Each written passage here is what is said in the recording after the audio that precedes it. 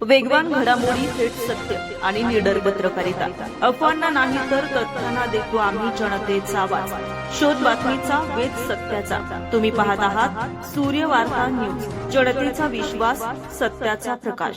गंगापूर तालुका येथे ट्रॅक्टर चोरीचं प्रकरण अखेर उघडकीस आलं असून पोलिसांनी 2 आरोपींना अटक करत चोरीचे ट्रॅक्टर यशस्वीपणे हस्तगत केले आहेत. तर या गुन्ह्यातील 2 आरोपी अद्याप फरार आहेत.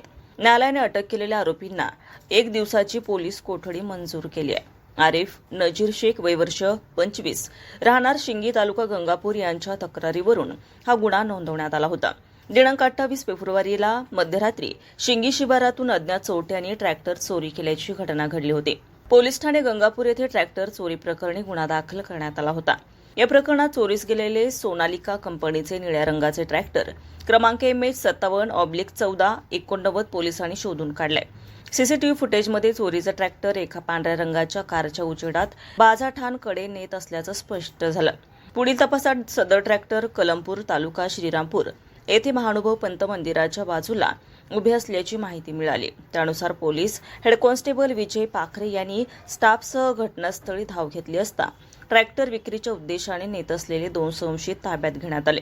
चौकशीत त्याने ट्रॅक्टर मौजे शिंगी, तालुका गंगापूर येथून 2 साथीदारांसह चोरून आणल्याची कबुली दिली. सूर्यवार्ता न्यूज, गंगापूर, छत्रपती संभाजीनगर.